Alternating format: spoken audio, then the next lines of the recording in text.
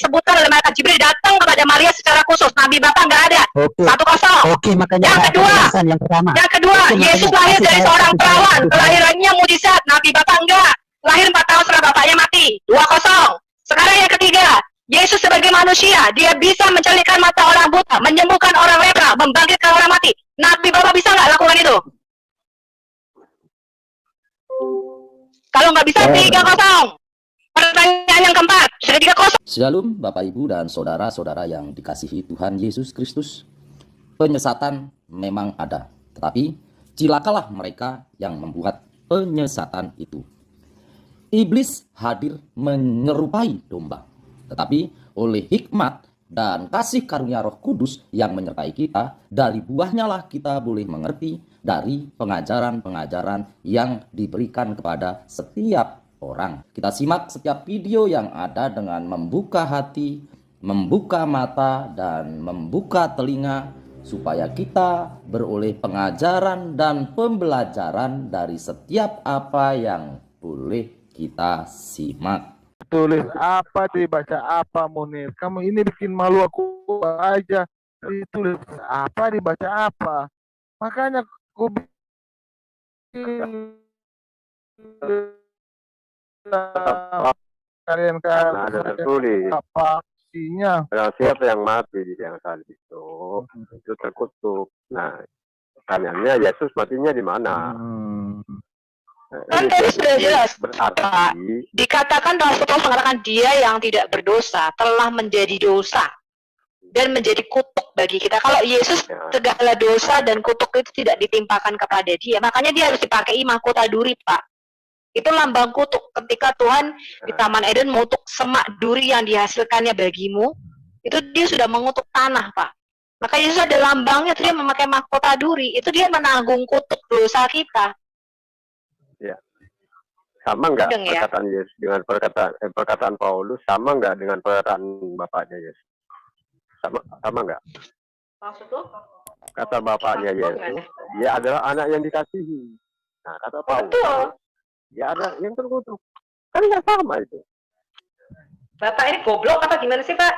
Loh, kok goblok? Dia yang tidak berdosa telah dijadikan dosa dan kutuk karena dia harus menjadi korban penebus dosa atau korban penebus salah. Ya. Ngerti loh. Kata Paulus kan. Nah, kata bapaknya ada nggak yang misalnya gitu? Bukan hanya kata bapaknya mengatakan kamu harus mati. Bapak baca Yesaya 53. Di mana? Kamu baca Yesaya 53. Kamu dijadikan korban penebus salah, kamu harus diputus dari dunia orang-orang hidup.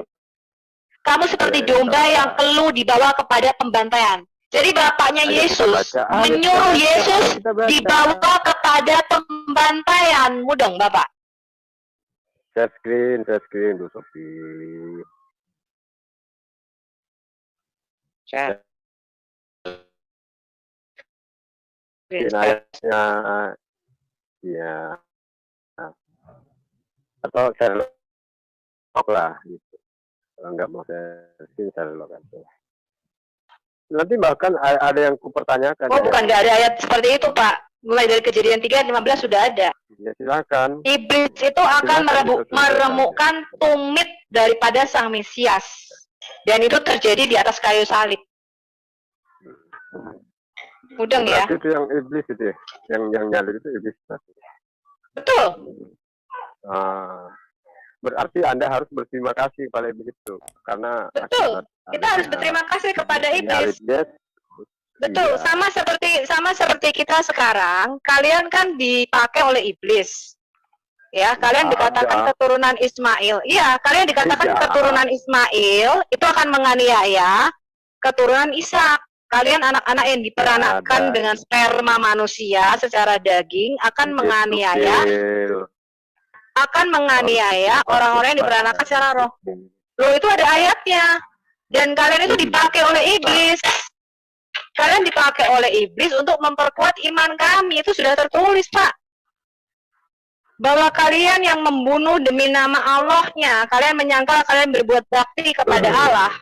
Padahal kalian menjadi alat iblis. Iblis itu sudah tertulis. Memang kalian dipakai untuk menguatkan gereja, Pak. Dikit-dikit bakar gereja. Aduh, nggak boleh. Artinya udah jelas. Makanya iblis itu sangat berjasa buat kalian. Itu aja sih. Iya, betul. Terus masa lalu di mana kalau iblis berjasa buat kita? Nggak ada. Kerja, bukannya iblis kerja juga buat Allahmu. Bahkan Nabi Muhammad ditemenin setan. Setan kerja buat Nabi Muhammad. Betul nggak? Coba tunjukkan ayatnya. Ya, tunjukin hadisnya teman-teman. Ya, setan masuk jadi muslim, coba. Okay. Setan kayak Pak Munir nih, jadi gila.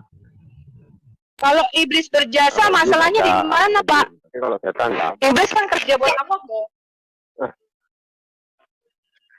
Berarti iblislah yang menjadikan Yesus Tuhan. Oh, nggak bisa. Iblis hanya bisa membunuh Yesus, nggak bisa menjadikan Yesus Tuhan. Nggak bisa, Pak.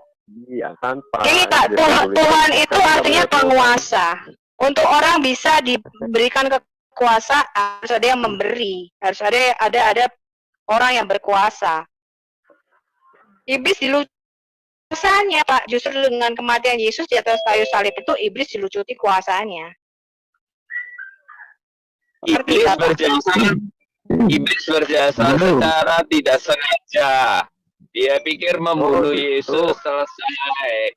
Gak taunya ketemu dia. Ngerti, Pak? Iya, itu namanya mengubah kutuk menjadi berkat. Halo, selamat malam semuanya. Ya, Pak Sadi.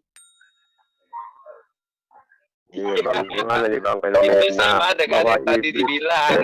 Jadi orang-orang yang menganiaya. Gimana nih, Bang? Jadi aku tanya satu nih. Soalnya muslim-muslim pada nggak bisa jawab. Aku tanya satu. Pak Munir, aku tanya. Tunjukkan alasan kenapa Yesus mau disalib, Pak, di dalam Quran. Apa alasannya orang Yahudi mau menyalibkan ini? Jangan ceritanya.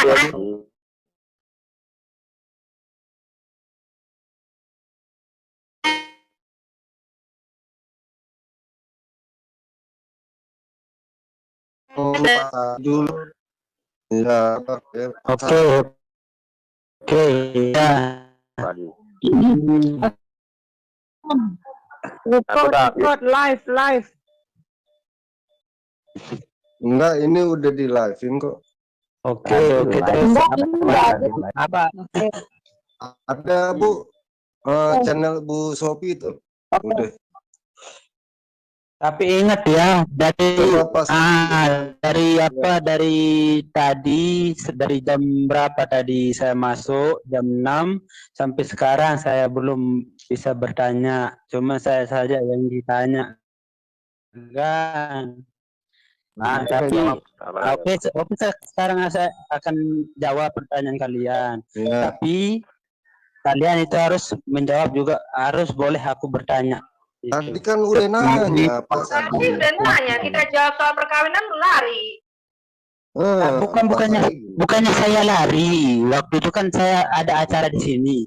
Kan tadi pun saya sudah bacakan itu kan, bahwa Anda itu mengatakan bahwa Yesus itu tidak seperti kalian, tapi buktinya Maria Magdalena itu kan itu adalah istrinya. Ya, coba ayatnya mana Maria Magdalena istrinya? Coba ayatnya, Pak. Udah ketemu belum?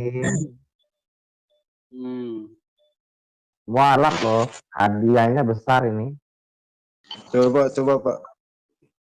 Kan dia 100% manusia, wajar lah kalau Udah nikah. nanya, Bapak. Kamu nggak terima sih. Ya, makanya kalau manusia 100% manusia, kenapa kita harus menyembah manusia gitu kan? Iya, datanya. Enggak kan wajar. Kita tidak pernah menyembah manusia, Pak. Kita nggak bodoh. Iya, Iya, nah makan di sini kan aja. yang saya katakan tadi, Wahyu 19 itu ya, ayat 7, marilah kita bersukacita dan bersorai dan memuliakan Iya, tadi sudah dijelasin panjang lebar, dia tidak dengarkan pula. Oke, makanya dengar saya. Jangan dipotong. Perkawinan anak domba, yaitu Kristus Almasih. telah tiba dan pengantinnya telah siap. Stop dulu Pak Munir.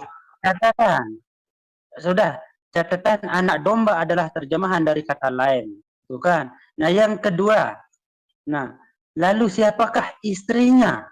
Istri pertama namanya Maria Magdalena, Philip 49. Kekasih sang penyelamat adalah Maria Mana ada Pak Philip 49? Coba tetap dari Alkitab mana Philip 49? Ya makan silakan ya di apa? Enggak gini Pak Sadi, ini disiarkan di YouTube Pak teman-teman. Iya disiarin di live kan Bu. Satu tuh Pak Sadi untuk menunjukkan Philip 49. Silakan tunjukkan di diskusi kita dari Alkitab mana Bapak ambil itu Philip 49. Dari tadi ditungguin Philip 4 ayat 9 barangkali.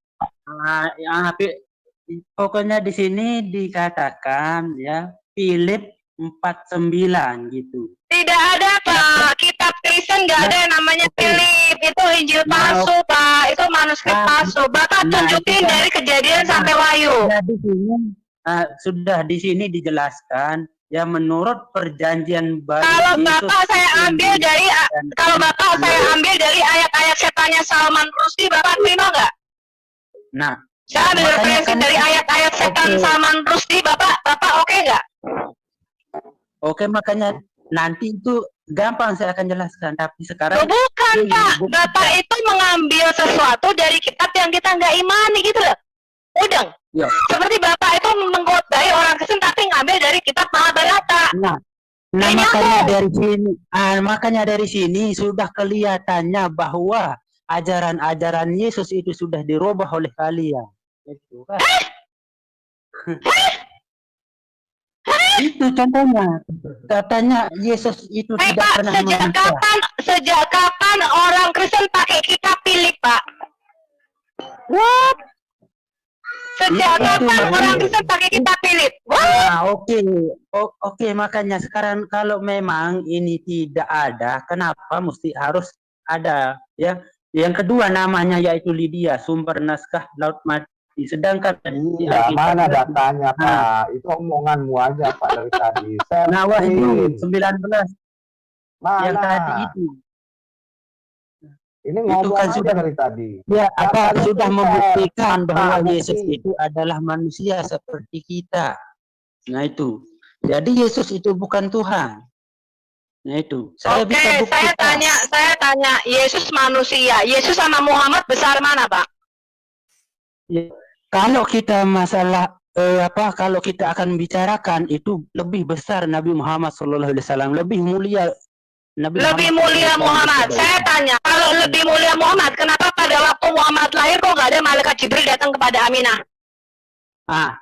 Makanya Anda itu buta sejarah, tidak tahu sejarah. Bagaimana waktu Nabi Muhammad SAW lahir? Nah itu coba Ibu cari sejarahnya. Sewaktu beliau lahir itu semua alam semesta ini berguncang. Waktu Muhammad lahir alam semesta berguncang. Semua di kitab mana itu? Coba Bapak bisa share screen. Di kitab mana alam semesta terguncang waktu Muhammad lahir? Buka kisah Nabi Muhammad SAW lahir. Buka. Di sana pasti akan. Ya di mana kok buka di mana Pak? Buka roh. Tinggal di googling ya sejarah atau buka di googling. Bukan, maksud saya Bapak dari kitab apa gitu loh Pak, mudeng ya. Kalau dari hadis mana? Sahih Bukhari apa Sahih Muslim apa mana? Nomor berapa? Itu ada. Kan saya sudah mengatakan bahwa itu ada di sejarah kelahiran. Itu. Ya, coba buktikan. Pak, buktikan aja di sini pada waktu Muhammad lahir alam semesta berguncang itu di mana Pak? Di buku apa? Makanya tinggal dicari di apa? Itu ada di buku mungkin kita di Khulasah Nurul Yakin itu ada. Pada waktu Muhammad lahir ada malaikat Jibril datang kepada Aminah nggak? Mengatakan ini anak akan menjadi nabi termulia, nabi terbesar seperti ketika malaikat Jibril datang kepada Maryam. Oke. Kalau masalah itu yang dikatakan itu sehingga kau mengatakan bahwa Yesus itu adalah Tuhan, tidak. Ya. Saya tidak mengatakan Yesus itu Tuhan. Bapak ini mengatakan Yesus manusia, kan? Bukan Bapak bilang Yesus nama manusia. Sekarang kita bandingkan manusia Yesus. Sekarang kita bandingkan kemanusiaan Yesus dengan kemanusiaan Muhammad. Yang pertama saya tanyakan, lebih mulia mana? Sebentar, Pak Sari. Saya kasih urutan Bapak ya. Tadi Bapak mengatakan Yesus anak manusia. Saya setuju. Ya. Kemudian kita bandingkan manusia Yesus dan manusia Muhammad. Bapak mengatakan Muhammad lebih mulia. Kemudian saya bertanya, kalau Muhammad nabi yang lebih mulia dan lebih baik daripada Yesus, kenapa waktu Muhammad lahir kok tidak ada malaikat Gabriel memberitahukan kepada Aminah bahwa dia akan melahirkan seorang nabi yang terbesar? Oke. Kalau masalah itu kan beda-beda konteks. Nah, tapi kalau kita lihat beda-beda konteks. Oke.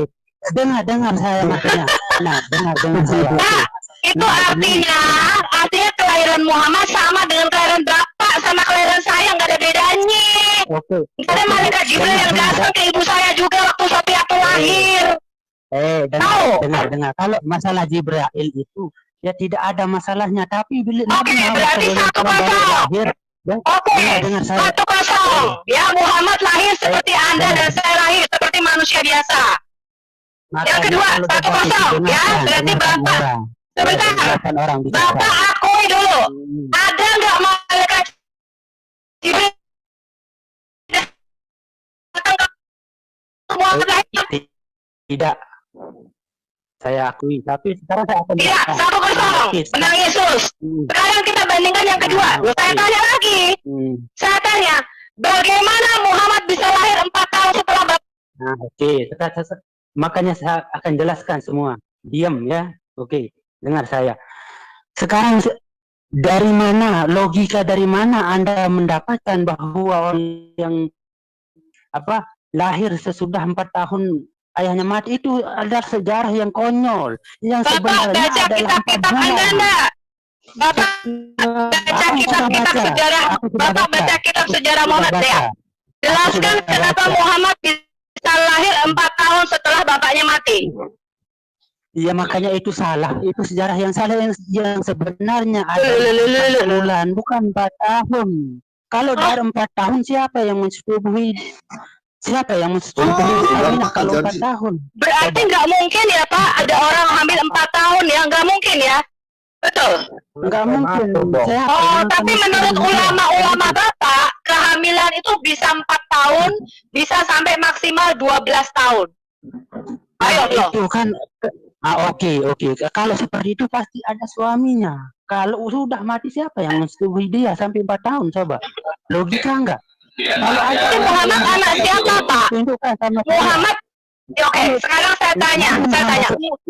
Muhammad anaknya siapa? Kok bisa lahir 4 tahun setelah Abdullah mati?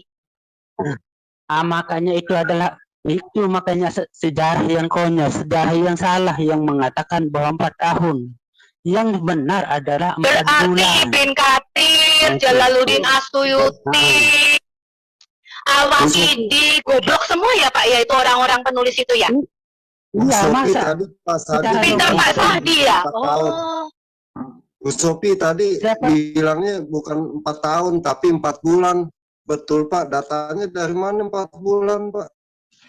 Ya makanya tinggal buka sejarah, itu ada datanya di sana. Kisah-kisah Nabi saya sudah bikin videonya Pak. Saya sudah bikin videonya, saya kasih sumber-sumbernya bahwa Nabi Anda lahir 4 tahun setelah ayahnya mati. Sekarang Bapak jelaskan, mungkinkah ada anak yang lahir 4 tahun setelah ayahnya mati? Kalau menurut saya tidak. Karena apa? Masa ada orang yang itu sampai. Berarti ada di kitab Bapak? Ada di kitab Bapak? Gimana tuh Pak? Mana? Coba tunjukkan kalau ada. Coba mana? Bapak lihat dong di Al-Hayat Indonesia. Berasumsi. Pak, saya ini YouTuber. Data. Secara logika sekarang ada. Seandainya sekarang misalnya saya. Dia nggak tahu Al-Hayat Indonesia. Bapak cari Al-Hayat Indonesia. Bapak klik playlistnya Islamologi. Bapak cari namanya Katem. Nama asli Muhammad. Ya, Katem bin Abdul Alat. Itu nama asli Nabi Bapak. Oke. Nah, terus yang selanjutnya saya akan jawab ya. Nah, itu bahwa mukjizat apa bukan, Pak? Lahir 4 tahun setelah ayahnya mati itu mukjizat apa bukan? Sudah. Bukan itu. Bukan. Salah. Oke, 2-0. Berarti Yesus lahir dari perawan adalah mukjizat. 2-0. Saya tanya yang ketiga.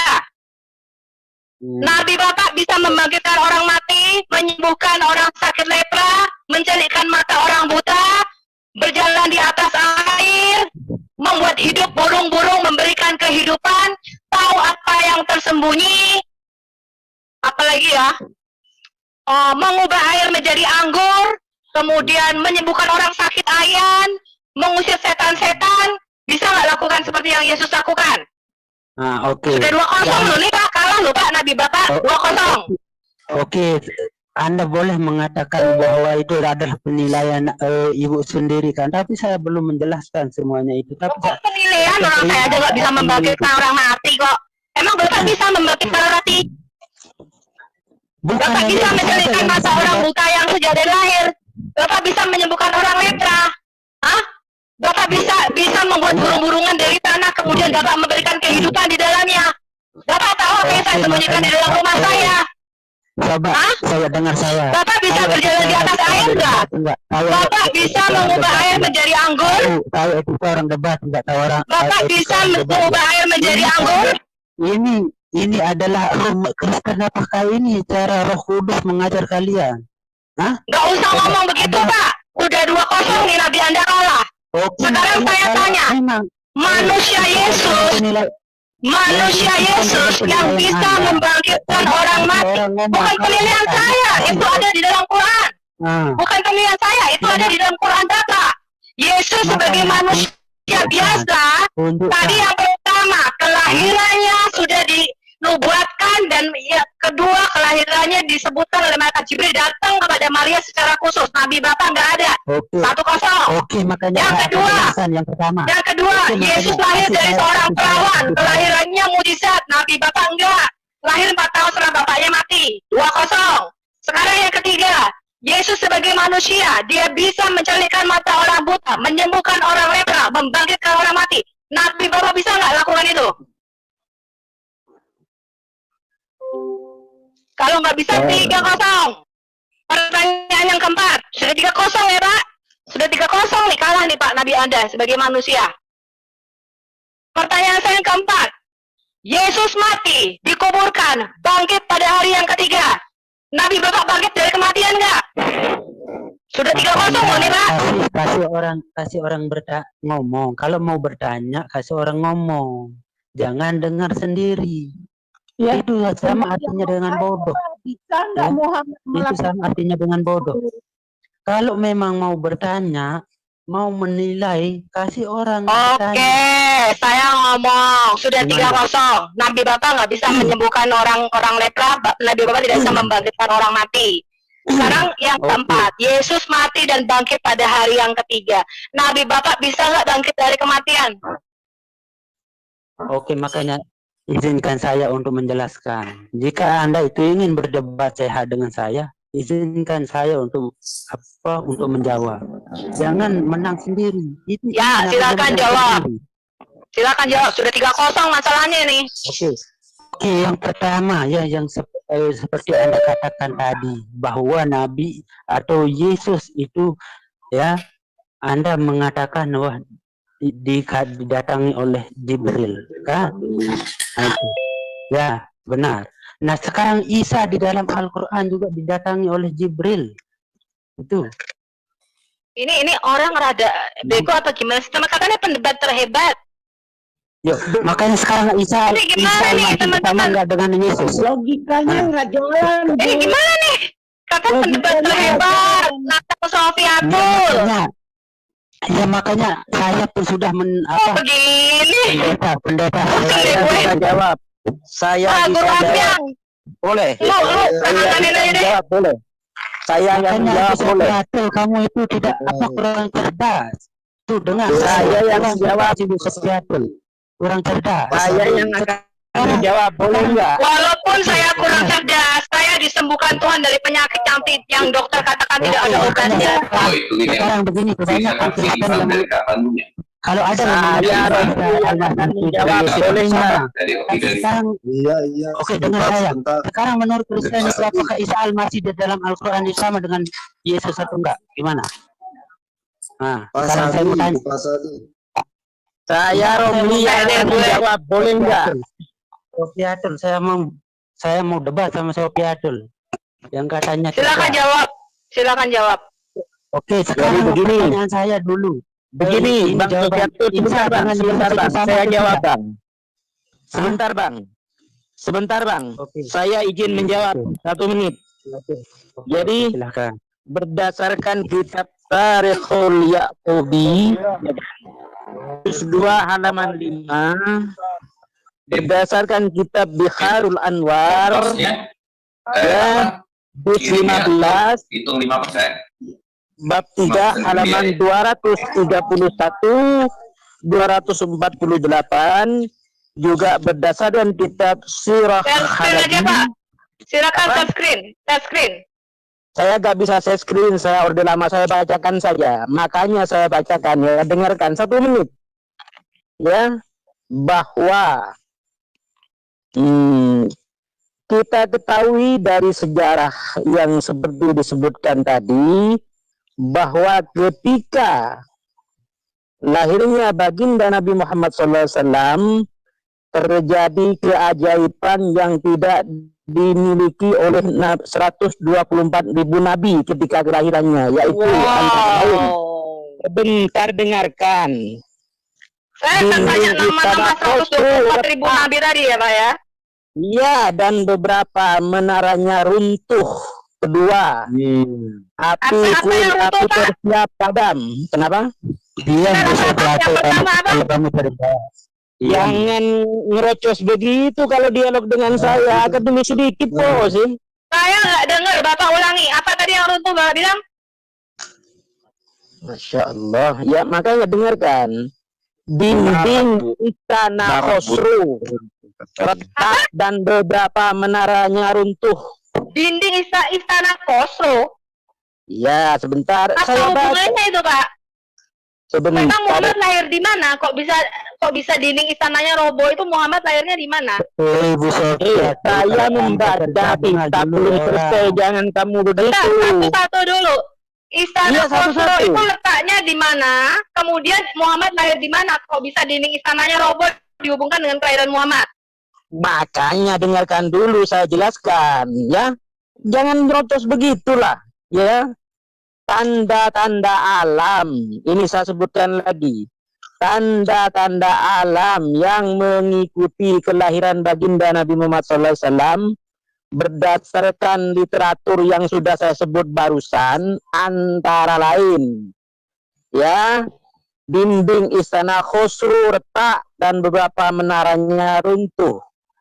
Api tersiap padam, danau sawah mengering, berhala di Ka'bah tumbang, cahaya dari tubuh baginda Wasallam naik menjulang ke langit dan menerangi seluruh alam dan seluruh tempat-tempat yang dilaluinya. Raja Anushirwan dan pendeta-pendeta Zarathustra mendapatkan mimpi yang buruk yang menakutkan. Mohon maaf, ya. Pak Romi. Kenapa? Bapak Romi tadi mengutip kitab Biharul Anwar ya? Ya, Biharul Anwar, bukan Bihairul. Kalau debat dengan saya harus yang benar membacanya, ya. Iya. Biharul Anwar. Begini. Bapak si A ya? Maklum Bapak, Quran aja diturunkan beda-beda kok. Saya Sunni Tijani, ya, tetapi saya juga Biharul Anwar itu kitab si A, Bapak. Gak masalah. Saya tanya, siapa yang ngarang kitab Biharul Anwar? Saya tanya sekarang, Wis. Jadi gini, Bapak, di kitab Biharul Anwar nomor 103, mohon maaf Bapak ya, Nabi Muhammad itu disodomi Bapak sama 2 sepupunya. Mohon maaf ya. Saya sekarang tanya, siapa yang ngarang kitab Biharul Anwar? Nabi Muhammad disodomi sama sepupunya di dalam kitab Biharul Anwar? Mana? Cantumkan kitabnya. Siapa yang ngarang? Kok Bapak cantumkan dulu dong. Bapak aja nggak mencantumkan kitab Biharul Anwar kok. Loh, saya baca kok. Ya. Sama, kita juga baca, Pak. Sama.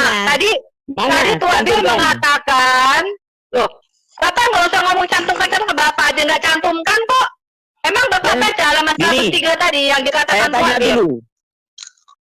Yang ngarang kitab Biharul Anwar siapa? Gitu wis. Jadi ulama Syiah Bapak itu memakai referensi kitab Biharul Anwar. Sopo ngarang kitab Biharul Anwar? Nomor 103 itu Nabi Muhammad disodomi sama dua sepupunya. Kalau Bapak mau kitab tunjukkan teks aslinya, screenshot di sini. Apa itu tunjukkan di sini? Saya baca nanti. Jangan terjemahannya, teks aslinya. Berarti Anda nggak baca kitab Biharul Anwar dong? Agak Pak Romli disuruh saya screen, kagak mau. Sekarang nuntut teman-teman yang lain saya screen. Jadi karena nabinya disodomi.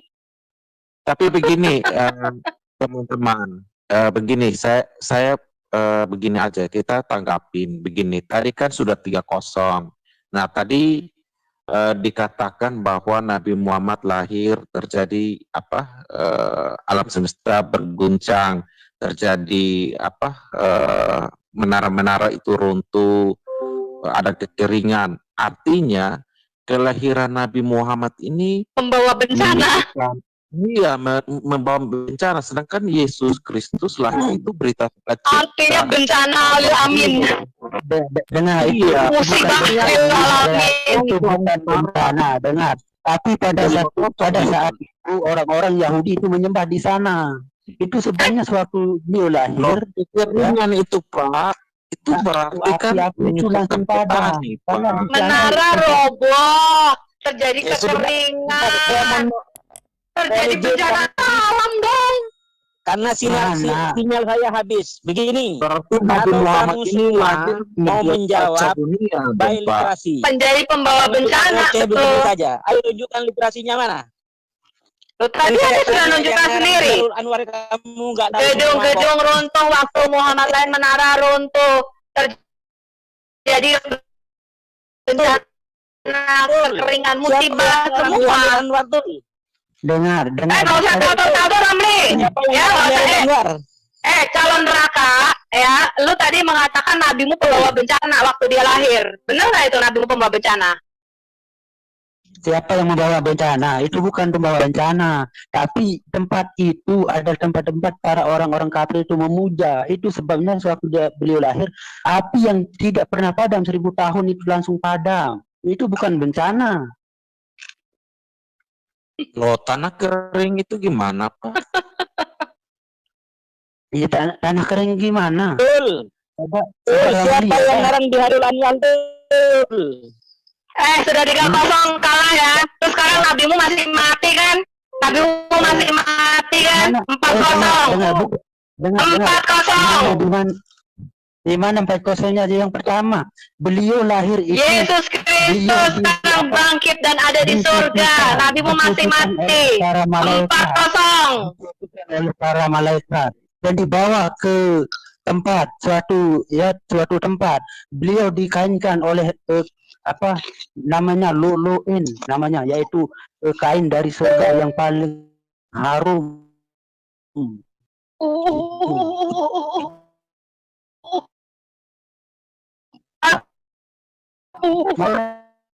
Malaikat dari surga turun. Nah, malaikat beliau lahir waktu nabimu lahir dibungkus pakai. Iya, dibawa oleh para malaikat, bukan turun malaikat. Kenapa mau menyusuinya dan diberikan ke orang lain?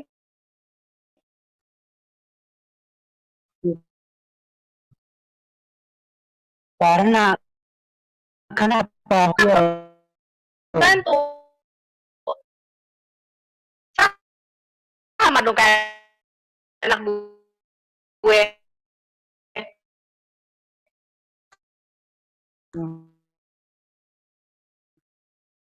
Tapi tempat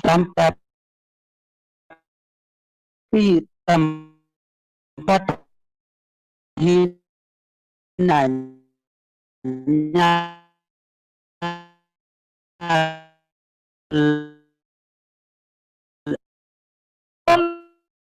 ya lahirnya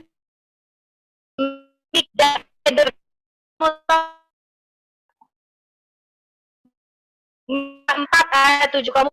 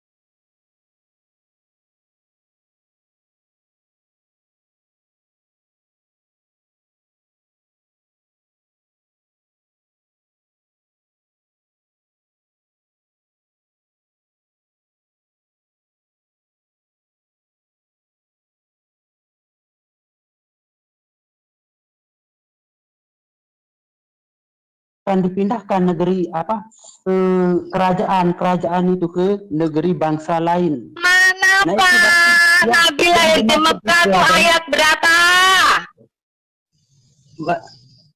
Berarti itu sudah jelas bahwa akan ada nabi. Ayat berapa ada nabi lahir di Mekah?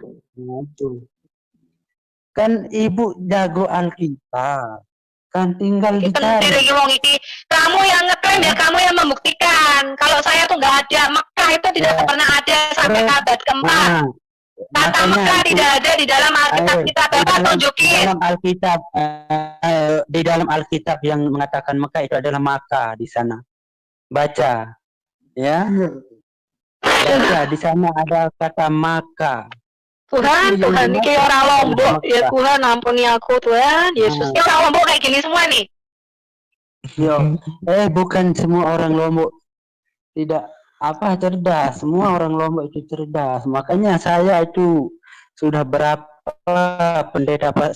pendeta dan debater Kristen itu nggak ada yang mampu. Oh iya betul. Tidak mau nyandi kegilaan Bapak ya. Yo, kalau saya gila, mesti saya akan mempertuhankan manusia.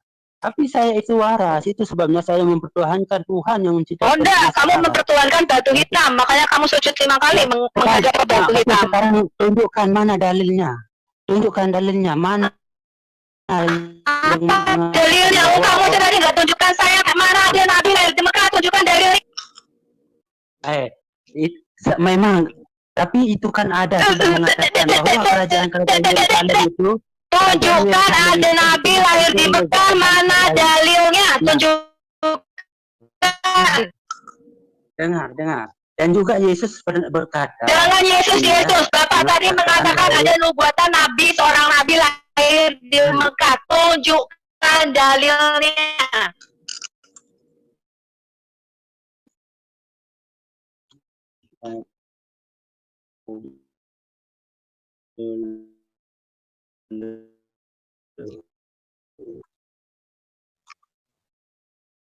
Yeremia 28 mengenai seorang nabi yang bernubuat. Selanjutnya nubuat nabi itu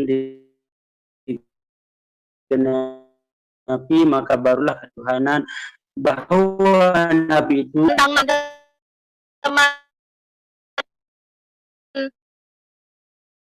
mana nubuatan nabi palsu? Tanya mana nubuatanmu tentang nabi? Dia baca ayat tentang nabi palsu. Waduh.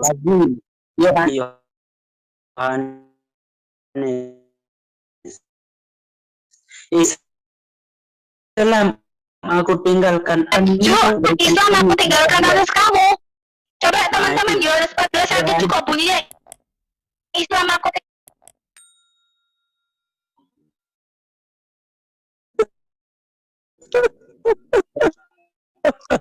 Itu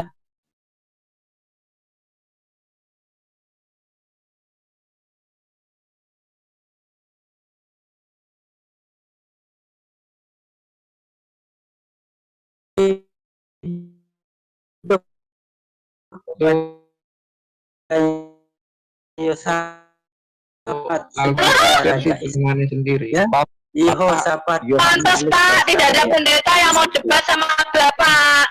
Soalnya Yohanes 14 ayat Nah, itu 27. bahwa kan ini saya Yohanes 14 ayat 27 ini ditolong orang. bukan itu kan sudah ada kan di sana. Sama apa Ini tadi referensi yang saya kasih tahu. makanya referensi Bukan, yang saya akan jelaskan bukan ini semua apa-apa itu referensi yang ada. Bapak. Gimana Ya, Bapak? nah ini sudah oke. Ini Ya, pengertian apa- Islam secara harfiah artinya damai serta selamat. Nah, di sini saya jelas. Pertama, mim atau dalam huruf ibraninya sin, lamed, yang ngomong ya, apa sih? mem. Lamet, Makna lamet, dasar memet, Islam. kemet, memet, memet, memet. Nah, Ini dia ada 3 jurus nih ya. tadi yang Kristen aja tidak paham dengan bahasa asli Alkitab. Tadi Bapak mengatakan ada nubuatan Nabi lahir di Mekah, ayatnya mana? Ya makanya itu kan sudah ada di Kidung Agung yang mengatakan apa? Tadi Yeremia, terus Yohanes, sekarang Kidung Agung. Ya apa sih Bapak iki? Makanya semuanya ada kan di semua Alkitab itu ada nubuatan Nabi Muhammad, tapi kalian ingkari. Mana nubuatan seorang Nabi lahir di Mekah? Ini Bapak ngomong spesifik loh, Mekah, Mekah, MECCA, Mekah. Ya makanya itu mana kan ayatnya mana, dalilnya mana? Mika, Bu Sofi, pemikirannya Bapak ini luar biasa. Jadi gini, kalau di Alkitab tuh ada kata amin, jadi nama yang namanya Pak Amin sudah dinubuatkan. Kemudian kalau ada selamat, berarti namanya Pak Selamat sudah dinubuatkan. Cilaka ya. Jadi gini ya, jadi coba teman-teman teman-teman perhatikan, kalau teman-teman dari Islam ini menggunakan ayat di Bible, maka mereka sering menggunakan 3 jurus, yaitu dia mencomot dulu ayatnya, kemudian dia mencocok-cocokkan, dan terakhir dia mempelintir. Jadi comotologi, cocokologi, dan pelintirologi. Ya makanya Kalau sebentar. Kalau kita menanyakan ke dia tentang dalilnya dia, gitu atau ayat dia sama pakai 3 jurus juga, ya. 1, ngotot. 2, ngeles. Terakhir ngeyel. Oke. Ya itu kan tuh ini saya kasih referensi ya supaya Anda itu paham sedikit ya. Yesaya 40. Kota-kotamu yang sudah menjadi padang gurun, Sion lembah baka. Nah itu baka itu maksudnya adalah apa? Kota Makkah di padang gurun Sion. Buat kota Makkah Arab mengatakan kota Yerusalem anak. Jadi kalau alam baka itu alam Mekah gitu. Belajar baka alam Mekah. Kota Yerusalem jangan cetok-cetok. sudah menjadi padang itu Mekah gitu ya. Yerusalem akan bertukar ke padang gurun Arab. Itu. Mekahnya di mana Mekahnya? Kerajaan Allah dicabut dari bangsa Yahudi dan bait Yerusalem menjadi sunyi sehingga akhir zaman kerajaan Allah berpindah kepada gurun Sion, lembah baka, Makkah. Nah, bait suci alam baka apa Pak?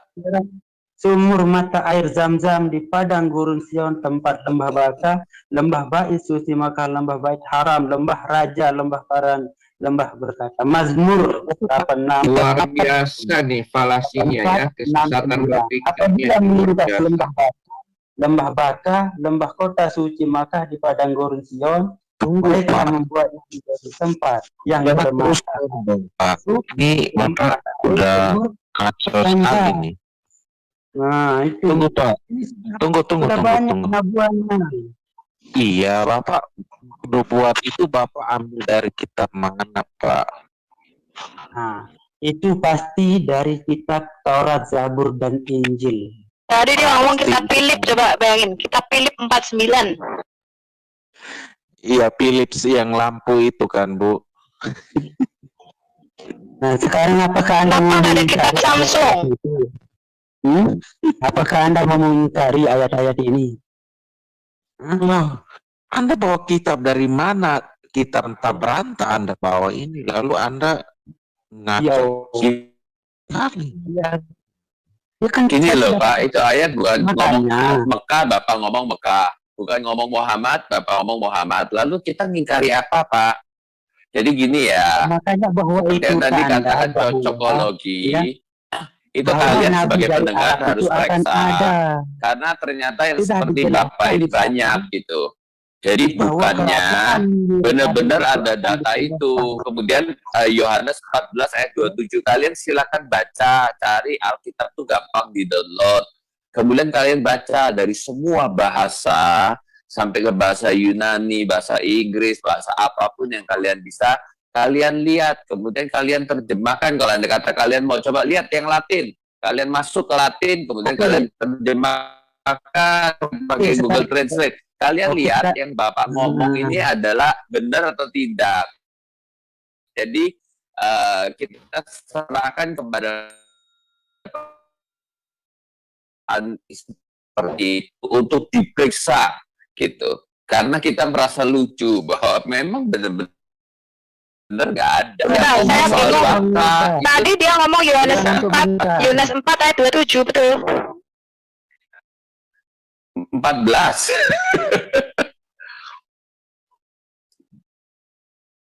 Ntar dulu.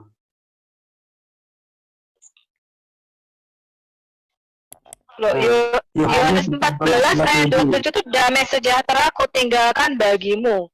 Damai sejahtera ku berikan padamu, dan apa yang kuberikan tidak seperti yang diberikan oleh dunia kepadamu. Janganlah gelisah dan getar hatimu. Apa hubungannya mana Nabi lahir di Mekah? Memang itu nggak ada, tapi di sana kan bahwa bernubuatan, maksud saya Islam di sana kan.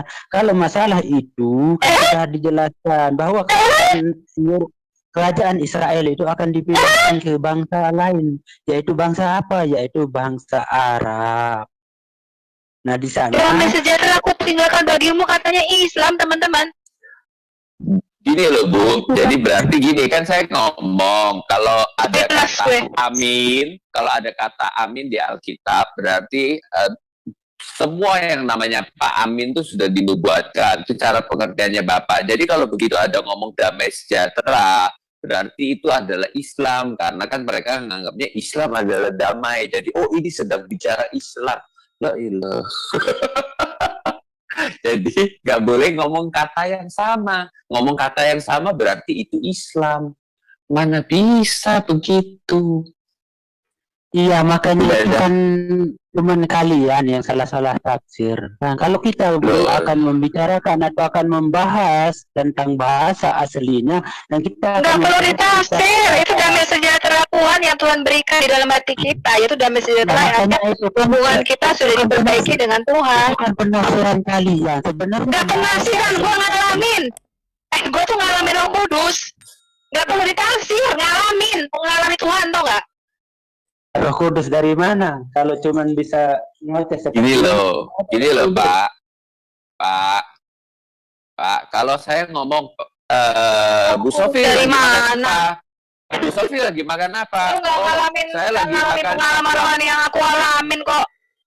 Ngomong Roh Kudus dari mana? Makanya buka itu. Gini, aku lagi tanya sama Bu Sofi. Lagi makan bagimu Islam. Bu Sofi lagi makan apa? Lagi makan kue biskuit selamat. Lalu kemudian apakah saya harus menafsirkan kata biskuit selamat itu? Ya enggak lah. Karena biskuit selamat ya ada selamat. Bukannya oh itu biskuit artinya ini selamat berarti lelaki bernama Selamat. Cilaka. Benar nggak? Udah ada faktanya. Ya, dimengerti sebagaimana apa adanya, bukan lu buat. Nah makanya di sana kan sudah jelas bahwa di jelas apa? Salah kok jelas. Belum ya di sana asal bahasa aslinya. Seorang anak diberikan kepada kita, seorang putra diberikan kepada kita. Lambang pemerintahan ada di atas bahunya. Namanya akan disebut orang Raja Damai, Allah yang perkasa, Bapa yang kekal. Nah itu baru nubuat, Pak. Hai engkau Efrata, sekalipun engkau yang terkecil, tetapi akan lahir bagimu gini. Yang akarnya sudah sejak purbakala itu nubuat, Pak. Akan lahir seorang apa? Seorang raja atau seorang tuan atau seorang Tuhan? Seorang Raja Mesias. Itu nubuatan Raja Mesias. Mesias itu Tuhan atau gimana? Mesias itu anak Allah. Mesias itu anak Allah yang hidup. Oke, anak Allah. Sekarang Tuhan itu pernah melahirkan anak? Hah? Sudah melahirkan? Nah, itu beda, Pak. Kalau di Quran, Bapak, Allah Anda kan harus punya istri. Jangan selalu. Sebentar. Yang kita sebut, yang disebut anak itu tidak selalu melahirkan. Contohnya anak jalanan, anak kunci, anak sungai. Ya, iya, di dalam Quran Bapak juga ada yang namanya anak jalanan. Memangnya kapan Bapak jalanan kawin sama ibu jalanan? Hah? Yang namanya anak Allah itu artinya dia berasal dari Allah. Yesus mengatakan aku datang dan keluar dari Allah. Ya, dan nggak seperti pengertian biologis seperti Quran Bapak, dia nggak bisa punya anak karena Allah Bapak nggak punya istri. Ngerti? Allah Bapak nggak punya sahibah atau pasangan perempuan, makanya Allah Bapak nggak bisa punya anak. Itu kata surah Al-6, surah 6 ayat 101. Beda, Pak. Pengertian anak Allah di dalam Alkitab artinya dia keluar dari Allah. Sebagai sang firman dia keluar dari Allah. Makanya ya, kalau sudah keluar dari Allah itu berarti yang melahirkan pasti Allah. Ya. Nah itu. Iya betul. Allah dikatakan Bapa. Kalau Anda Bapa bukan? Kalau Anda Bapa bukan? Allah kami itu bukan makhluk. Loh, Allah Anda Bapa bukan? Karena di dalam kitab Yahudi, Musa mengatakan Allah itu Bapa kita. Anda baca kitab Taurat Musa. Kami punya Al-Quran. Katanya Anda meneruskan risalah orang Yahudi. Benar nggak? Salah. Benar, tapi kan kita tidak menyebutkan Bapak. Itu adalah Bapak. Ya sudah, berarti Allah yang Anda sembah itu Tuhan Negeri Mekah pemilik Ka'bah. Bukan Allahnya kami, beda. Ya makanya, sekarang begini, sekiranya Allah Anda dan Allah saya itu beda, ya, apa secara logika, apakah ada dua Allah di dalam dunia ini? Nggak ada, Pak. Yang satu asli, yang satu palsu. Nah sekarang kita buktikan kalau memang Allah Anda itu asli. Sekarang begini Pak, Bapak mikir ya. Oke, kita buktikan, kita pakai logika. Mana yang palsu? Kita asli Pak. Ya. Kita buktikan mana yang palsu. Ya. Apakah Tuhan Negeri Mekah pemilik Ka'bah atau Tuhan Israel Allah Abraham, Ishak dan Yakub? Ya, kita buktikan Allah mana yang asli, Allah Tuhan Negeri Mekah pemilik batu hitam Ka'bah atau Allahnya Abraham, Ishak dan Yakub di dalam Alkitab kita. Sekarang pertanyaan saya, Alkitab kita itu dijadikan satu antara perjanjian lama dengan perjanjian baru, sedangkan Quran Bapak itu isinya bertentangan dengan Alkitab. Saya tanya, mungkinkah dari satu sumber, satu Tuhan yang sama mewahyukan dua kitab yang bertentangan dan berbeda? Nah, yang sebenarnya itu adalah sama, satu Tuhan, ya. Sebenarnya itu adalah satu Tuhan. Itu sebabnya di dalam Al-Quran mengatakan celakalah, ya, orang-orang yang membuat kita sendiri atau ahli-ahli kitab itu. Nah itu yang membuatkan beda. Sebenarnya itu sama, tapi para ahli-ahli kitab itulah yang membuatkan beda. Tuh. Nah itu sebabnya. Oke, saya tanya, Bapak mengatakan kitab kita sama, ya kan? Ya, Bapak bisa jelaskan surah 6 ayat 85 enggak? Apakah nama Tuhan nama Tuhan di dalam Quran Bapak itu Yud-Heh-Vah-Heh, Pak? Apakah nama Tuhan di dalam Quran Bapak Yahweh? Kalau di dalam Al-Quran tidak ada, ya, tidak ada. Nah, berarti Tuhannya beda. Kok Bapak bisa ngomong sama? Ya, makanya nama Yahweh itu disebut lebih banyak, Pak, hampir 7.000 kali di dalam Alkitab kita, lebih banyak daripada El atau Elohim.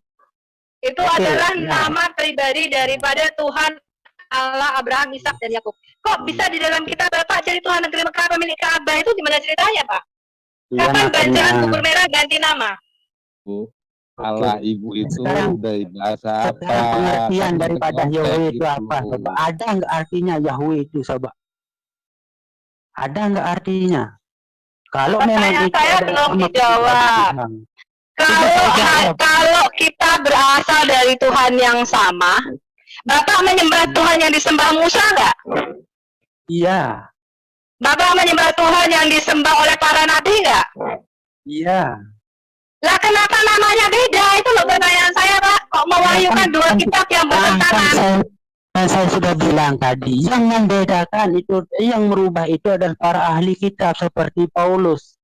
Nama Tuhan Bapak siapa? Nama Tuhan Bapak di dalam Quran siapa? Allah Subhanahu wa Ta'ala. Itu nama Tuhan. Sekarang Bapak buka surah 6 ayat 85. Bapak buka surah. Teman-teman ada bisa share screen, buka surah 6 ayat 85. Apakah benar nama Tuhan yang disembah para nabi itu Allah Subhanahu wa Ta'ala? Silahkan.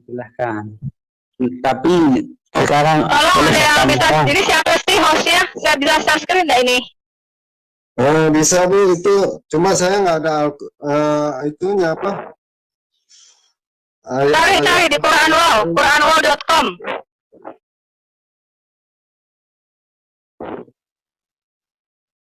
Sebentar. Cari di quranwall.com. Silahkan. Kalau ini sekarang saya akan mempermalukan kalian. Kalau dari tadi permalukan sudah 5 jam juga nggak ada yang malu sama kau. Iya. Kan saya tidak pernah bertanya dari tadi. Saya cuma ditanya ada. Kalau buka dulu surah 6 ayat 85. Nah, Tuakbir bisa nggak Tuakbir? Nggak bisa bro, share screen karena bukan co-host. Yang teman-teman co-host coba. Iya. Teman-teman co-host. Bentar. Mana ada ayat 185.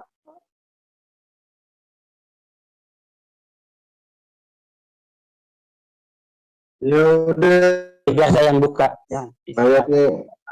Ayat berapa? Masa nggak ngomong di belen-belen ini kayak penyiar bioskop ini. Bilang 185 Pak. Surah 6 ayat 85, jangan budak dong. Iya, surah 6. Bentar, teman-teman muslim lain sebentar ya, sabar ya. Nanti juga kebagian. 2 1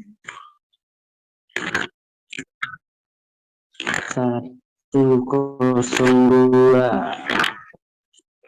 Ayat 85 Pak.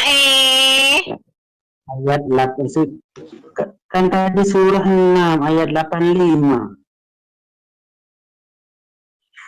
Tuh kan? Buka. Share screen sekarang baca. Coba Pak, ini Tuakbir dan Zakaria Tapi kalau buka ini ya, lain kali kalau buka ini harus ada yang bisa share screen, jadi bantu begitu. Iya ini. Kalau enggak enak diskusinya gitu loh. Iya. Harus siap kalau sudah buka ini ya. Oke. Dan Zakaria, Yahya, Isa dan Ilyas semuanya termasuk orang-orang yang soleh. 86. Sekarang aku tanya, enggak usah. Ayat 85 saja. Zakaria, Yahya, Yeshua, Elias, ini orang mana? Orang saleh.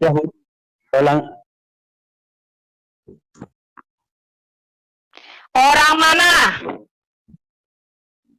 Orang-orang dari bangsa Israel. Sekarang jelaskan arti nama Zakaria, arti nama Yahya, arti nama Yeshua dan Elias.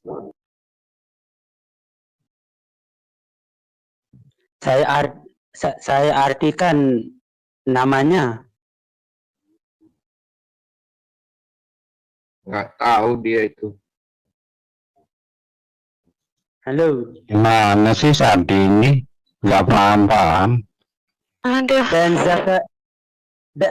itu kan nama, tentu dia mempunyai arti satu huruf per huruf, ya.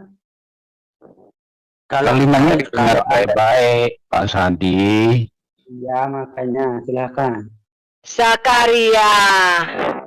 Nah. Yahya. Yahya itu nama aslinya siapa, Pak? Nama asli Yahya Pembaptis itu loh. Yahya Pembaptis itu nama asli.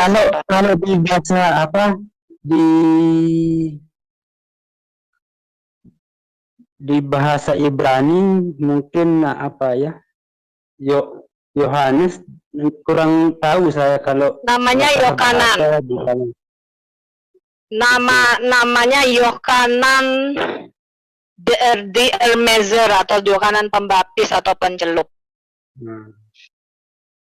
Sekarang Yesus itu nama aslinya Yesua.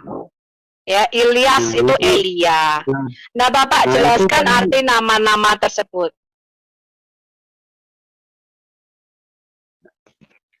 Ayo Pak, katanya mau mempermalukan kita. Ini sudah lama loh. Satu huruf per huruf. Bukan satu huruf per huruf, itu nama punya arti. Saya tanya Bapak. Sekarang saya tanya, Bapak tahu nggak arti nama Zakaria, Yohanan, Yesua, dan Elia? Kalau nggak tahu, ngomong nggak tahu. Aku nggak tahu artinya. Kalau sudah, kan lebih enak. Bu Sofia tuh saya nggak tahu artinya. Enak toh? Oke, tapi sekarang apakah memang ini kita cara untuk membuktikan bahwa Tuhan yang sejati? Saya belum ngomong. Bapak kok udah tanya sama Sofia tuh. Kalau gitu apa artinya Bu Sofia tuh? Kan gitu. Masa Sofia tuh kasih pertanyaan nggak kasih jawaban? Oke, sekarang silahkan apa artinya sekarang coba. Ayo. Zakaria itu artinya Yahweh remembers me atau Yahweh mengingatku. Yohanan itu nama asli sebentar. Referensinya dari mana coba kamu dapat? Referensi Pak, itu kata Ibrani, bahasa Ibrani. Bapak ngerti ya bahasa Ibrani? Memang Zakaria itu memang seperti itu kan. Sebentar. Ya itu nama saya Yohanan. Artinya Yahweh is gracious to me atau Yahweh bermurah hati kepadaku. Itu nama aslinya Yohanes Pembaptis atau Yahya Pembaptis. Ini sekarang referensinya kamu dapat arti dari mana? Kamu tanya orang Ibrani itu nama-nama itu ada artinya Pak di dalam Alkitab. Setiap tempat, setiap kejadian, setiap nama itu bukannya tidak berarti, nggak seperti di dalam Quran Isa orang arti ini. Udah sekarang saya jelaskan Yesua. Sekarang Bapak dengerin dulu dong, saya belum selesai. Bapak mau pintar atau mau bodoh? Kamu dari tadi. Bapak mau jadi pintar atau mau bodoh? Mas Hadi, tak paham nih. Mas Hadi dengerin dulu. Ya kan dari kemarin atau dari tadi saya itu cuma mendengar aja, enggak pernah ngomong, enggak pernah bertanya. Loh, saya tanya kamu enggak tahu artinya kok. Tadi saya tanya kamu bisa enggak jelasin arti nama-nama ini? Kamu ngomong enggak bisa. Sekarang kamu tanya, saya lagi jelasin kamu ngomong. Kamu tuh yang benar yang mana sih? Kalau kamu enggak tahu, kamu diam, dengarkan dulu saya ngomong. Kalau kamu bisa jelasin, kamu aja yang ngomong, saya tak diem. Udah. Nggak tahu dijelasin ngomong. Ini piye toh ki wong iki? Dengerin kata Pak Ahok itu, kalau bodoh itu dengar, biar diajar. Nurut kalau bodoh. Dengerin dulu Sofia tuh ngomong. Saya tanya, jelaskan arti nama-nama ini. Nggak tahu. Silakan Bu Sofia tuh ngomong, aku yang nerocos. Kamu dengerin dulu. Dari mana kamu dapat referensinya bahwa Zakaria itu artinya? Kita itu ahli kitab, kita tahu. Tak cari aja tuh arti nama Zakaria itu banyak di Google. Iya, enggak perlu referensinya, yang perlu. Kok enggak perlu referensi Pak, itu umum. Itu orang Kristen semua tahu arti nama-nama itu. Sekarang saya jelaskan, saya belum selesai jelaskan dulu ini. Ya, arti nama Yohanan itu adalah Yahweh is gracious to bumi atau Yahweh bermurah hati kepadaku. Arti nama Yeshua adalah Yahweh Shua atau Yahweh Juru Selamatku. Dan arti nama Elia adalah Yahweh adalah Allahku atau El. Jadi jelas Pak bahwa nabi-nabi sebelumnya Allahnya nggak pernah Allah Subhanahu wa Ta'ala. Sesuai dengan surat 6 ayat 8, nggak betul kalau Allah yang disembah oleh para nabi sebelumnya itu adalah Allah Subhanahu wa Ta'ala. Terbukti kok di dalam Al-An'am ayat 85 nama nabi-nabi aja itu nama teoforik namanya. Tahu nama teoforik? Sebentar. Tahu nggak nama teoforik itu memasukkan nama Allahnya ke dalam nama mereka. Kayak seperti namanya Abdullah. Abdullah itu memasukkan nama teoforik. Abdul Manaf itu nama salah satu daripada anak daripada Muhammad. Ya, yang namanya Abdul Manaf diganti jadi Abdullah. Ya. Kemudian Abdul Manaf, Abdul Usa. Ya, Abdul Usa itu nama teoforik. Itu memasukkan nama dewa Usa. Ya, Abdul Manaf, Abdul Usa, Abdullah. Ya, itu memasuk Abdul Manaf. Itu semua nama dewa-dewa. Itu nama teoforik namanya. Itu memasukkan nama Allahnya ke dalam nama mereka. Sekarang pertanyaan saya begini, Ibu Sofiatul yang cerdas. Sekarang dari mana Anda mendapatkan referensinya bahwa Zakaria itu mempunyai arti seperti itu? Itu bahasa Ibrani. Bapak belajar dulu bahasa Ibrani. Ya, makanya. Bapak cari di Google. Bapak cari aja sekarang arti nama Zakaria. Arti nama Yohanan. Ya. Bapak tanya sama Bu Rita Wahyu sana loh Pak. Arti nama Yohanan itu. Artinya dengan bohong. Sama artinya dengan bohong. Saya nggak seperti Nabi Bapak suka bohong. Sofiatul nggak suka bohong kok. Kalau Sofiatul nggak pernah buat ayat-ayat untuk memenuhi kepentingan Sofiatul. Saya nggak pernah kok menjanjikan apa-apa kalau ngikuti Sofiatul. Itu umum Pak, itu pengetahuan umum. Bapak ngerti nggak pengetahuan umum? Bapak cari cerita, Bapak cari itu, Bapak tanya Bu Rita Wahyu yang ahli bahasa Ibrani. Bapak tanya, arti Zakaria itu ada artinya Pak. Bapak tanya sama orang Yahudi, itu ada artinya. Bapak tanya arti nama Yeshua, Bapak tanya artinya. Kita menunjukkan data, dalil dan referensinya. Itu tentunya. Bapak buka di Google, ada singkat bisa share screen dari teman-teman. Makanya saya susah nih kalau buka Zoom gini nggak ada yang bisa share screen. Tolong dong co-host bisa share screen. Buka Zakaria artinya apa? Buka Yohanan artinya apa? Bentar Bu, bentar. Ini saya lagi itu pengetahuan umum Pak. Itu anak sekolah minggu.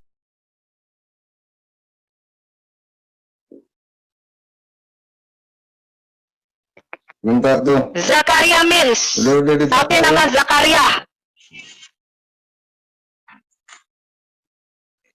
Artinya Yahweh remembers me. Itu ya artinya Tuhan telah mengingat.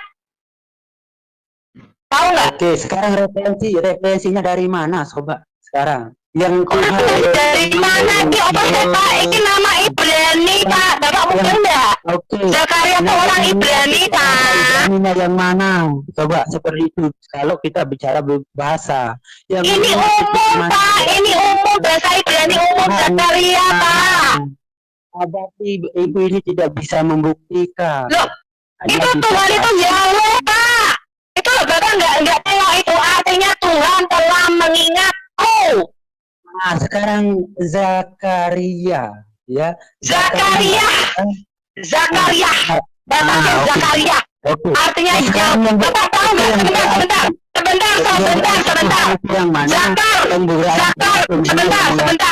Sebentar Pak. Zakar itu sama dengan bahasa Arabnya zikir. Tahu nggak? Arti kata zakar dalam bahasa Ibrani itu artinya sama dengan zakar laki-laki itu artinya pengingat. Sama dengan kata zikir dalam bahasa Arab. Mudeng. Jadi kata Zakaria itu artinya ya itu dari nama Tuhan sendiri, Yahweh. Yahweh mengingatku, makanya artinya jadi Tuhan telah mengingatku. Zakar itu sama dengan dikir dalam bahasa Arab Bapak. Dikir. Ngerti nggak? Sang penghafal itu loh. Pengingat. Mudeng. Makanya Makanya belajar bahasa Ibrani, Pak, dikit-dikit, Pak.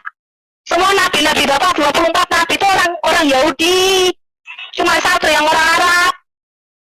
Makanya Bapak belajar bahasa Arab pun belajar bahasa Ibrani gitu loh, Pak. Nabinya 24 semua nabi-nabi Yahudi kok.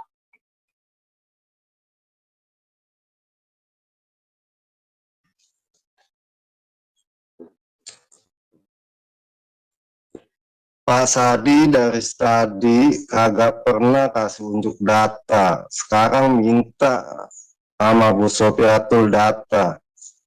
Gimana sih Pak Sadi?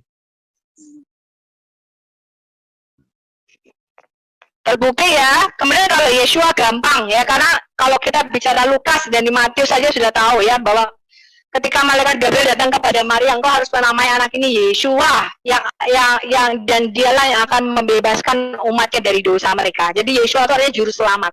Yahweh juru selamatku. Jadi Yesus lahir itu ada artinya, Pak, namanya nggak seperti dalam kitab Bapak Isa, artinya nggak ada pengusap. Artinya Yahweh itu apa artinya? Silakan tunjukkan apa artinya Yahweh itu. Sekarang sesuai dengan referensi bahasa, silakan. Apa artinya?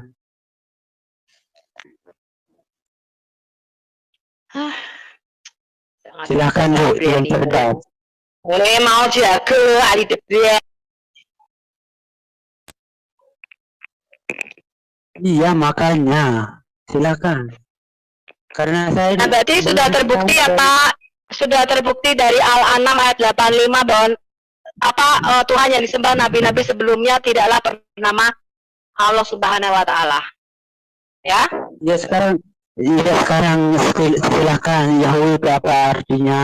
Tunjukkan referensi data dan dalilnya. Bapak bisa bahasa Ibrani enggak? Buka Keluaran 3 bahasa aslinya dong, bahasa Ibrani. Online Interlinear Hebrew Bible. Ya, sebentar Bu. Bahasa Ibrani. Linearnya ya. Sebentar ya.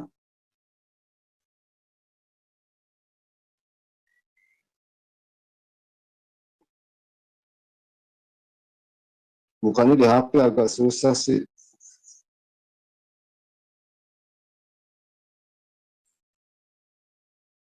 Ini aku bukain nih.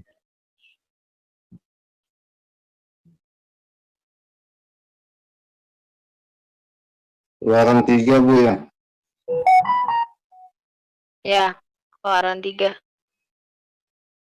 Ayat 14 Bu. Asyir dari kata apa itu? Yodefave. Yodefave itu arti literalnya kalau kita baca dalam huruf piktogram. Ya, itu huruf piktogram itu huruf yang digunakan oleh Nabi Musa. Ya, ketika dia menulis Taurat. Pakainya piktogram. Itu artinya lihat tangan, lihat paku. Itu arti kata Yodefave. Bagus banget, lihat tangan, lihat paku.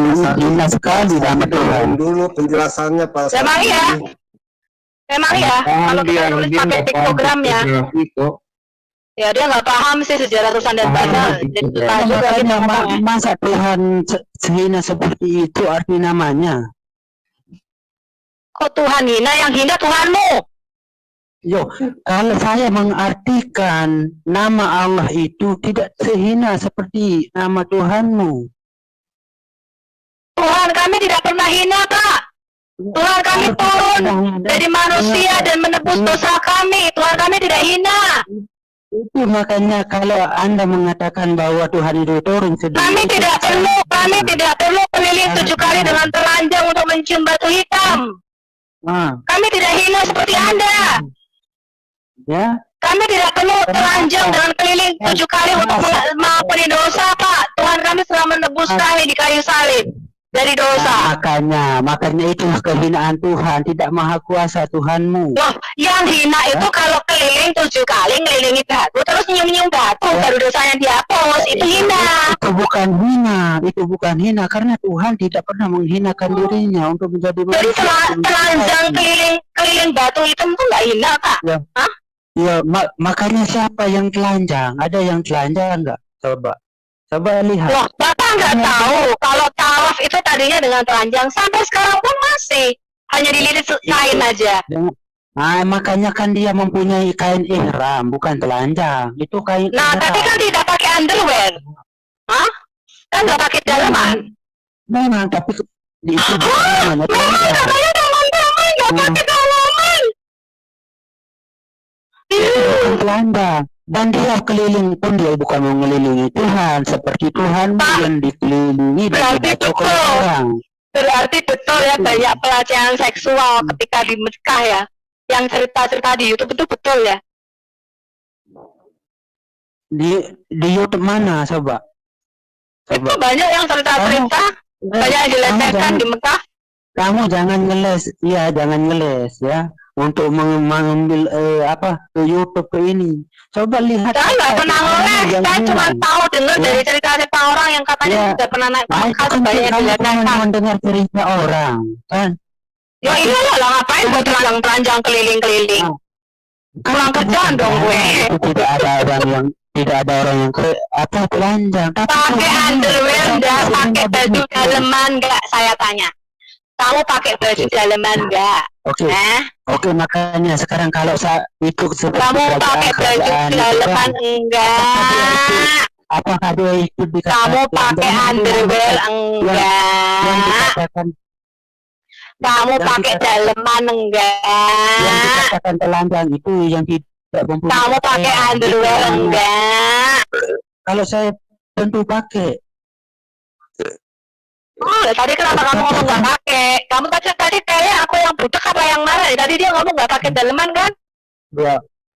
Ya, tadi kan saya kira kamu itu bertanya tentang tawaf. Itu. Terus atas dasar apa kamu mengatakan bahwa orang hina? Sedangkan Tuhanmu saja dibunuh. Ya hina lah, masa telanjang kok tidak hina?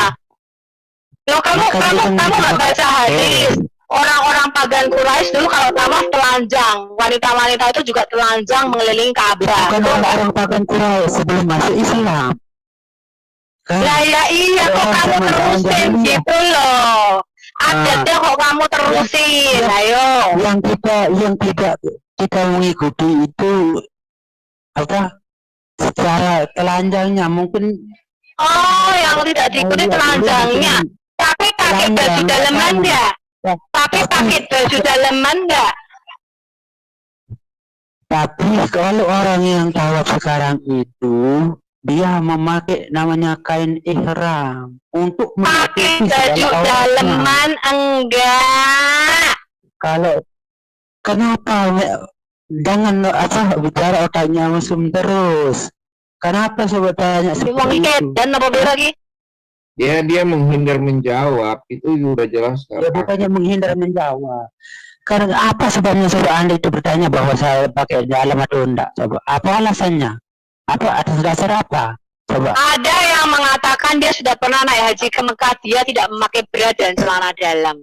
Dia tidak pakai dalam. Saya mau mengkonfirmasi, betul tidak? Itu kan tidak jadi masalah. Itu bukan dinamakan telanjang. Yang dinamakan telanjang itu tidak berpakaian sama sekali. Itu adalah telanjang. Bisa bedakan enggak? Ada enggak ritual apa yang menghadap Tuhan dengan tidak pakai daleman dan hanya selembar kain? Dan dulu orang pagan Quraisy itu telanjang di Ka'bah itu. Dengar saya. Kenapa Anda meneruskan ritual keliling telanjang, Pak, tawaf di Ka'bah? Kenapa Anda meneruskan ritual orang pagan Quraisy? Ya itu kan sunnah Rasulullah yang diperintahkan oleh Allah Subhanahu wa Ta'ala.